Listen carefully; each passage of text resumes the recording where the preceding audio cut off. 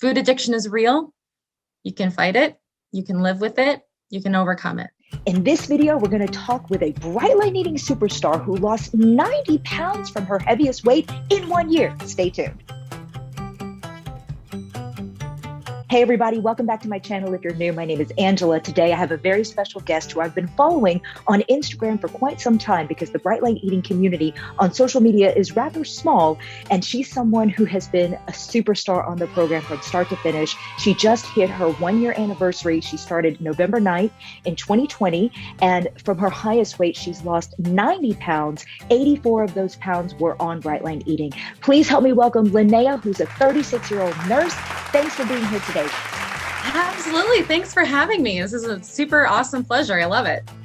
I have been a fan of yours on Instagram, and for those people who would love to see you on Instagram, I will have linked in the description box below a link to your Instagram account so they can follow you. You also have a YouTube channel, which I will also have linked. Everybody should check with their doctors before doing any dietary restrictive plan, just because although Linnea is a healthcare professional, she is not your doctor. I am not a medical professional in any shape, form, or fashion. We are not nutritionists, nor are we registered dietitians. And if you are interested in doing bright line eating, especially if you come from bigger numbers, I do strongly encourage you to check with your physician. Also, I am not affiliated with bright line eating, neither is Linnea, and I don't get paid. I've never made a dime from bright line eating. Everything you see on my YouTube channel is for free. I say that because bright line eating will come at you with lawyers. So let's get that out of the way. Like, I am not a paid, influencer or whatever. I'm literally not even doing the program myself right now. Right. I'm just a big fan of it. And I want to put people out there, especially for the people who are considering bright line eating. I think that's why I still want to do some content about it and feature people like you who are successful, because I know that there's a lot of potential for people who could have their lives dramatically changed, just like you, that need to see your story. Because although I lost a lot of weight on bright line eating, I'm not a success story, but you are. And so they need to hear from you. So that's why I'm like, go follow her on her channel, because she will give you all the good. But for people who don't know you yet, and this is their first time getting a glimpse of you and your life, give them a summary of who you are and why you started bright line eating. Sure thing. So I'm a 36-year-old nurse. I love nursing. Healthcare has always been a passion of mine, taking care of people. And I always try to take care of myself. I was always overweight. High school, I was pretty normal. College, I started gaining. And from there, I just kept gaining. And, some people talk about being an obese or overweight child. I didn't have that experience, but I really saw the weight pile on. And I knew as a healthcare provider that wasn't safe. It wasn't healthy. How can I be giving care to others and telling them to be healthy when I myself wasn't? So married, mom of two, and I'm now a school nurse. So I get to spend summers home with my kiddos, but otherwise I'm a full-time working mom. Life is busy. And I had tried all of the things, the exercise, the diets, the different food lifestyles. I tried them all, and I would yo-yo for over about 8 years. I really yo-yoed about 60 pounds up and down, like really heavy up and down. I knew I could lose the weight, but it was never sustainable. I could never sustain the weight loss, and I never got down to my goals. I would get down to a moderate weight around 160, 170, and it just didn't ever get farther than that. And I would fall off the wagon, and there was no saving, and I would put on all that weight and a little bit more. So then it really came to a head when COVID hit. I was home with my kids because schools were shut down, and I knew I need to work on myself. I need to work on this. I heard of intuitive eating. I tried intuitive eating, being given permission to eat anything and everything with no restrictions. I put on 30 pounds in a month and a half. I was given permission to eat it all, and I ate it all.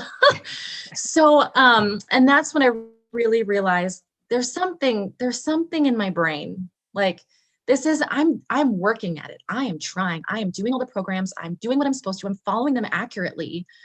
But then once I'm off, and the food just consumed me. I was always so consumed by food thoughts. And I had heard about bright line eating a year previous to COVID. But it seemed scary. It was such an intense thing. It was so big. It was a really big ask and I just wasn't ready. But when I put on those 30 pounds with intuitive eating, I knew, okay, if I want big results and I want big change in my life, I've got to make big changes in my life. So that's when I thought, I'm just going to try it. I mean, I've tried everything else. Why not try this one big thing? And I tell you, it was exactly what I needed. It addressed my food addiction. I will 100% say with every fiber in my being, I am addicted to food. I have a food addiction. There are intense food thoughts. I would think about my next hit while I'm eating my food at work. Okay, what am I going to have at home when the kids go to bed and my husband's going to his thing tonight? That means I'm going to have all these hours of free eating. Going into the break room and putting things in my pocket and going into the bathroom and eating them alone because I didn't want anybody to see. Hiding wrappers from my husband because I was ashamed of what I was buying and eating. I am a food addict. And you basically surrendered to the program is what you're telling me. Absolutely. I did the 14-day challenge, cost me $15. And I dove in. I understood the research, the science behind it made sense as a healthcare professional. The brain science behind it, it was just kind of like, well, okay, yes, I can. I had some understanding, yet they still do a really good job. Dr. Susan Pierce Thompson does a really great job of having it be understandable for non-healthcare professionals as well. And I got the book and I read the book and I just dove in and said, I want to lose weight, but I want my brain clear of food addiction. Now, I'm still a food addict. I'm just a food addict that practices food sobriety. That's really what I say all the time when I talk to people, that I'm sober. I've been sober for over a year. Now, my drug of choice is food, flour and sugar, and highly processed foods. Those are my drugs of choice. And I'm sober from them. My body has thanked me for it. I've lost 90 pounds. My food chatter is down. I still have cravings. I still have moments where I get this rush of, like in an intense situation or really big emotions, I really feel the drive to eat, to get that hit, that dopamine increase to calm my nerves. But I have a system in place. I deal with it. And every day that I wake up in the morning, knowing that I stayed sober, it's so freeing and it's so encouraging. And I'm proud of myself. So you have no excuses because you have 2 kids and you work, and I understand and relate to that. So do you have the attitude of, if I can do it, anybody can do it? Is that how you feel about it? Absolutely. Absolutely. Yes. I mean, it's a priority. My sobriety is a priority. And I think about anybody else that deals with an addiction. And if you want to be sober, that is a priority. And my family is benefiting from me putting in the time and effort it takes to prep my food, to do the grocery shopping, to do the meal prep. Yes, it takes time, but I've made time because it's a priority. Other things I love Netflix. I do too. I'm a TV junkie. I find pleasure and joy. I love it. I don't get time very much often to sit and binge a show. But you know what? My life and my family's life have benefited greatly from that. I still go out to eat. I still have time with friends. My friends, I just was very honest and open with them. And they have scooped me in with loving arms. Whenever we go out to a restaurant, they're always like, Linnea, you pick whatever you pick the restaurant. Like your friends. You have good friends. I can tell just from things that you've posted on your social about how they supported you when you took a girls trip together. I said, those are the friends you need. For anybody who's watching that doesn't have friends like that, you got to establish your boundaries. And if there are people who are toxic, who really would be like, I want to be a food pusher. I literally have an entire video about dealing with food pushers, what you need to know. And I heard this directly from Dr. Susan Pierce Thompson herself, the founder of Right Light Eating. Those people have their own food issues. It was very abundantly clear to me that the people in my life who were food pushers on me, I'm like, you are close to morbidly obese. You know what I mean? And It is what it is. You can't please other people. You have to prioritize your own health. So, little sidebar about that. I do want to say, Linnea, just because for somebody who is considering doing bright light eating and they're not sure, I really would love for you to give, if you're comfortable with it, I'd love for you to give your stats, like your height and your weight, and how much you lost. Like, how was it fast? Clearly, to me, you were a fast loser, stuff like that, because I think that's what people grab onto that make them want to do the program. Yes. So I'm 5'8", so pretty average to a little taller woman, 5'8". My heaviest weight was 230 pounds. I started Bright Line eating at 224 pounds, and I made it to my goal weight at the end of October, weighing 140 pounds. My initial goal was 150 to 160. Amazing. I didn't even consider 140 being an option. And I got to 150 and my body kept going and I felt great. And now I've been here and I'm at 140 and I've been at 140 since the end of October. I've started putting food in for maintenance and I'm still adding food in.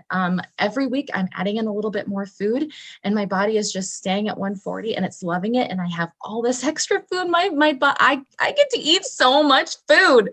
Like no one goes hungry on Bright Line eating. That's for sure. How is your life different now that you're at goal? It's not all about the weight, but I mean, it's still a good amount about the weight. So when I see myself in the mirror or see a reflection of myself, I'm taken back. Like this is not, I mean, I didn't even weigh 140 in high school or in college. So I've never seen my body at this weight. And my mom told me the other day, she goes, Linnea, this is the body that God created you in. Wow. Like this is your body. Yeah, life caused some issues and you put weight on, but like now that you're at this normal, like this is what my body wants to weigh. This is the body God created me in. And it's really cool to see that. I love exercise. I love weightlifting, and I was doing that even when I was heavier. Exercise has never helped me lose weight, but it makes me strong, and I love how I feel. Helps my mood, all the things. But seeing what my body can do now, weightlifting, is pretty cool compared to when I had those extra 90 pounds on. I heard Dr. Susan once say that she could more easily get cut whenever she was leaner. Like she could, you could see the tone and definition in her muscles because the fat layer wasn't covering it. Have you seen that as well? Like you're more sharp toned and. Absolutely. I mean, show it, girl. Show it. Collarbones. Look at that. Yeah. Look at you. I like it. So strong. I just love it. Were you exercising during the weight loss phase for you? No, I was not. And that is something, yes. So I had been an exerciser, but Dr. Susan Pierce Thompson really suggests, and I was skeptical. I really was, because exercise was important to me and I knew it was good for my body, but I was able to really focus and put all of my willpower and my effort into healing my brain and getting used to the food plan and doing the things I needed to. And once that was completely automatic, then I put myself into exercise. I put on my bunny slippers, and that's what she said. It's so cheesy, but it's totally true. So you put on the bunny slippers, really focus on becoming automatic with your food prep, with just understanding that, it's all about the food. Exercise has never helped me lose weight. So I wanted to lose the weight. That's, get the weight off and then focus on being healthy the rest of your life. Just get the weight off, one and done. Get it off and then move on and be healthy. So I waited until June 1st. I waited until June 1st. So November, December, January, February, March, April, May, June. 7 months. Is that right? November, December, January, February, March, April, May.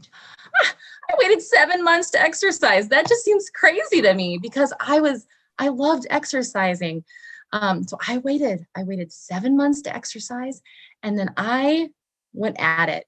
I did add foods because my body was expending so much more calories exercising. And that was, it was technically not the weight loss plan, but I needed to do it I was feeling lightheaded, dizzy, having some orthostatic hypotension, seeing black when I stood up. So I added some food in, which gave me all the energy I needed. And I was still losing weight because I was in that calorie deficit with the weight loss program. And now that I'm lifting even heavier, I'm working even harder, I'm running faster and longer. I eat a lot of food to support my body. And it's the food that my body needs. I'm eating super whole, very low processed, almost unprocessed foods that my body just thrives on. I can just tell my body loves it. What was you call them on your Instagram, you call them exercise ads. Tell me what that is. Yes. Like an extra egg at breakfast. Tell us about that. Yep. So exercise ads. So there's the basic weight loss plan. You're told to eat, a fruit, a grain, and a protein with breakfast. So and there's really not a lot of leadership from Bright Line Eating when it comes to how to exercise, how to add exercise in. So it was all trial by error. I just tried things. I would give it like a full 2 weeks to see what my body did with it. And then I would try something else. And I really fell into a great pattern. So by the end, my ads were half of a protein at breakfast, and then half of a grain at lunch. A lot of people only do protein when they add in for exercise because you definitely need protein when you're exercising. But I was finding that I needed energy. Okay. My energy was getting depleted, and energy comes from carbohydrates. Yep. It doesn't come from protein. Protein helps you build muscle and get stronger, but I definitely needed that extra little bit of carbs. So I had a half a grain. And so these are all whole grain, very healthy grains. They're not processed. They're not full of all the junk. They're not highly processed. So I was eating, quinoa and brown rice, oatmeal, sweet potatoes, and I would have a half portion, and man, I felt amazing. That gave me my little energy boost to kind of get through the day, to be a full-time full-time working mom, doing all the things, still keep my exercise in. And I felt great with my exercise ads. So I always prefaced when I would share my food on Instagram, I always preface that because everybody's food looks different after you do any ads. All of our food looks the same in weight loss phase. But I also don't want to give people false hope, like, you look at me eating grains at lunch, but that's not on the weight loss plan. Now that I'm on maintenance, I'm eating grains, a full grain for breakfast, lunch, and dinner. So really there is no restricting with this plan. You get the weight off, you work at it hard. And then once the weight is off, you just work at supplying your body with all the amazing nutrients that it needs. Now let me make sure I was understanding on this. You were a crystal vaser? So you didn't break your lines? Is that how it worked for you? Okay. Yep. Talk to me about that. So being a crystal vaser, it's not this big thing to brag about, honestly. I am a crystal vaser. It is, but I really have to, the idea of a crystal vase is that you have to hold it very carefully, because when you drop it, it shatters. So I have not had that experience of breaking a line, going off my plan, giving up my sobriety, and then having to come back. Now I feel very prepared. I have seen and heard so many people from our community that have experienced they break a line and they jump. Like, the goal is to jump right back in. You don't, what the hell effect. Can I say that? The what the hell effect? Yeah. I broke my line. I'll start again on Monday. I'm just going to eat everything I can and then start again. No, I mean, we're addicts. That doesn't work. So I know. So as a crystal vaser, yes, I haven't, I'm fully sober. I haven't broken my lines. But there is that little bit of nerves that, I'm a human being. I'm not perfect. At some point in my life, I've got a lot of years to live. My guess is I will break my lines at some point in my life. And what am I going to do at that point? Am I preparing myself now, doing some inner work, doing the mental work I need to be prepared for that? I hope I am. I want to be, because this sobriety needs to hold me out the rest of my life. I'm going to work on being sober the rest of my life. My prayer for you is that you will, and I feel very confident that you will, because if you've made it this far, that is a measure of success that will serve you well. So I love the way you speak about it, because I definitely think that people who come into Brightline Eating who are like, I'm here for the vanity, they do, as you say, stay for the sanity. There's a lot of cliches and catchphrases that are said amongst the Brightline Eating community. That's one of them. I definitely think it's true, because you want that fast weight loss, you want to look better in your clothes, but after you do it for 2 to 4 weeks, you're like, wow, I don't think about food at all. And for people like you and me who like play that tape all day long in your head, 237 food thoughts a day, it's so freeing. You have so much creative energy because you're like not thinking about food. You're a better mom. You could do new creative projects. Yeah, I get it. It's really, it's a better quality of life. Now, I do want to say, this is the last question I'm going to ask you, and it may be the most important because I heard you say it to Dr. Susan when you did a little brief interview with her. You have a passion now and a fire to spread the message, especially about processed foods. Talk to me about that. I do. It is just, I am so passionate. Even for people that do not have the food addiction aspect that I do, the way our country and our world is eating food these days is 100% for commercial gain for the companies that create the food that goes on our plates. Things that come in boxes, in cans, in anything that's not produce. Think about the outside aisles of your grocery store, all the inside aisles, every single thing in there is created in a lab by scientists who have been told to make things as decadent and tasty and bring people back because they want to sell more product.